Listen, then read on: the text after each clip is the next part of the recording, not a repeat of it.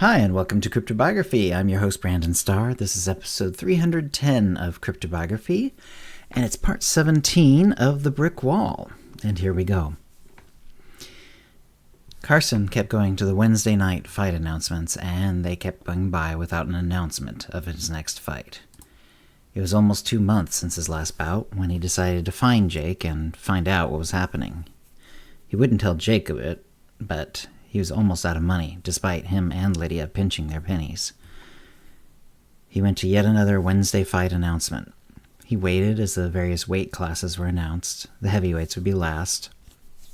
Bill came over and leaned in to whisper in his ear during the flyweight announcements. "I don't know what, but I think Jake's going to announce your fight tonight." Carson whipped his head around. "What did you hear?" Bill shrugged. "Nothing, really. But he came back today, and he seemed to be happy about something. And since this is practically the first time I've seen him, I went up to ask him for you about his plans. As soon as I opened my mouth and said your name, he said, 'Don't worry, Bill. Carson's going to be in the ring soon.' And that's all he would tell me." "Okay," Carson said. Part of him was more nervous, but it was a relief to know that at least the answer was coming tonight.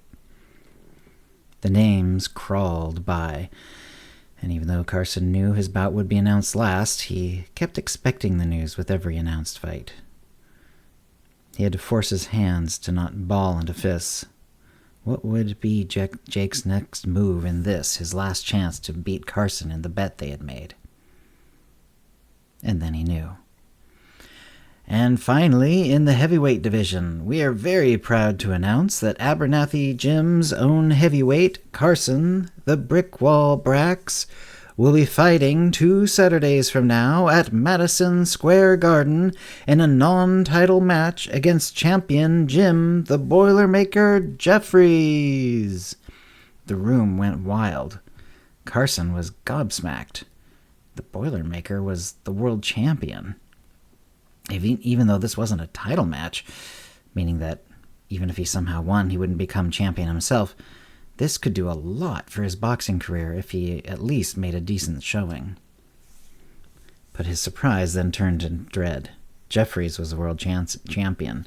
Did he have any chance at all to beat him? It certainly felt like Jake had cornered him. And this would be a win for Jake, no doubt. Even if Carson lost, even if he lost badly, one of Jake's fighters would have fought the world champion. That would have cachet. And he had less than 2 weeks to prepare. Bill came back over to Carson and patted him on the back. Carson looked up at him, almost hoping that Bill would already have some idea of how to win to impart on him. But Bill was just giving him a slightly cocked grin.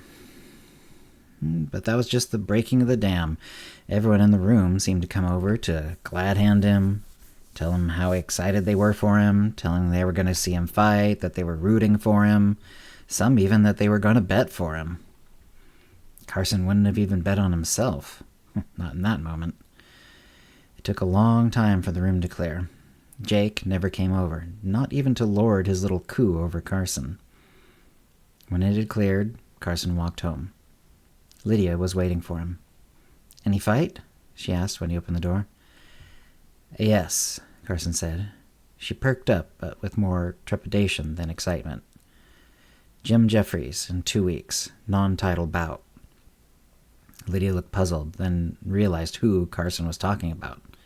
Jim Jeffries? The champion? The champion. Wow, that's good for Jake. If by some miracle I win, his Jim gets the glory. If I lose, this is still his first fight against a champion, and the heavyweight champion at that. He sat next to her on the couch. She laid down and put her head on his lap. He stroked her hair almost without thinking about it. But what he took for her relaxing turned out not to be true. She opened her mouth a few times, then closed it again. He caught this out of the corner of his eye. When she did it yet again, he looked down at her. She looked back up at him. He waited. "I've been more and more sure over the last couple of weeks This is a lot to put on you on a day when you find out you have to fight the world champion. But I think it's important that you know now, so that whatever we plan, we can do so knowing all the facts. I'm pregnant. His hand paused, but only for a moment. Then he continued to stroke her hair. That's wonderful, my love. Really? Yes, you'll be a wonderful mother, and I'll be a proud father. We have a lot to think about. Yes, my love. And they fell into silence, Carson still stroking Lydia's hair. And that's the story for this week. We've still got more to come for Carson and Lydia, of course. Hope you're enjoying it. And again, it was a little short this week, wasn't it? This time I don't know why. Like last time I actually knew. Like this time I think it was just a question of exactly figuring out what part I wanted to write when and fitting it in and blah, blah, blah, blah, blah. And it ended up being not as long as I was hoping. But, I'm still enjoying writing it, and that's kind of the important thing. And I hope you do enjoy it, because I actually really think that I'm it's hard to be. It's hard to have the right perspective on these things, but I do feel like this is one of the better stories I've written, at least so far. And of course, we have to stick the landing for it to be an actually good story. Endings are very important when it comes to stories, and we're not quite there yet. Obviously, we have the big third fight to go, and then potentially more after that. Thank you for listening. If you have any comments or questions about this episode or previous episodes, CryptoBiography@gmail.com, or hit us up on Facebook, Twitter, or Mastodon.